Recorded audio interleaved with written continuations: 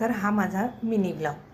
काय झालं, मी जेव्हा नवीन नोकरीला होते तेव्हा आमच्या शाळेत एक असे शिक्षक होते की जे अतिशय समजूतदार होते आणि त्यांच्याकडे होती ती धुरा शाळेची मुख्याध्यापक या पदाची.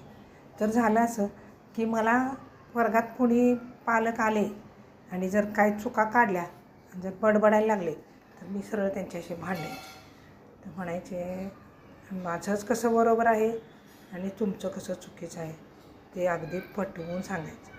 हे मुख्याध्यापकांनी एकदा दोनदा बघितलं. ते मला म्हणाले, काळे मॅडम हे तुम्ही चुकीचं करताय बरं का, तुम्ही असं नाही करायचं म्हटलं, जरा संयमानं राहा. पण कसं असतं, तरुण वय असतं ना तेव्हा आपल्याला कुणाचं काही पटत नसतं, म्हणतात ना गरम रक्त असतं तसं. मग मी असं करत करत मी भांडायचेच, मी काय कमी करायचे नाही. मी असं करताय, पोरांचा अभ्यास घेत नाही, अमुक तमुक. पण गावात कसं असतं, पुढारी असतात, कोण कसे असतात कोण कसे असतात, बरोबर. मग झालं असं की त्यांनी मला एकदा समोर बसवलं आणि म्हणाले, हे बघा भांडणामुळं काय काय होतं मी तुम्हाला सांगते. एक तर आपल्याला आपण काय करतो हे सुचत नाही, त्यामुळं आपलं काम बिघडतं. नंबर दोनची गोष्ट अशी म्हणजे आपल्याला आपलं काम सोडून नको त्या कामात लक्ष घालायला लागतं, त्यामुळं आपल्या हातातलं काम राहतं. आणि दुसरी गोष्ट म्हणजे आपण कुठलंही काम न करता आपलं शरीर आपोआप थकतं. त्याचं कारण एकच की चिडचिड करणे.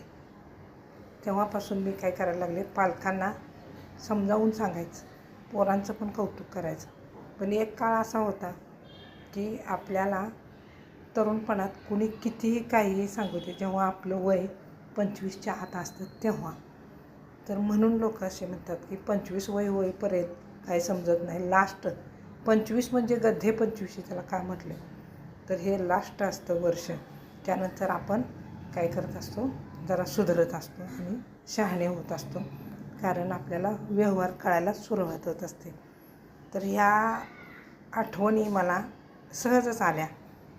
दुर्दैवाने ते म्हणजे शिक्षक, ते मुख्याध्यापक आमच्यात आता नाहीत, ते म्हणजे झालं त्यांचं, म्हणजे वारले ते.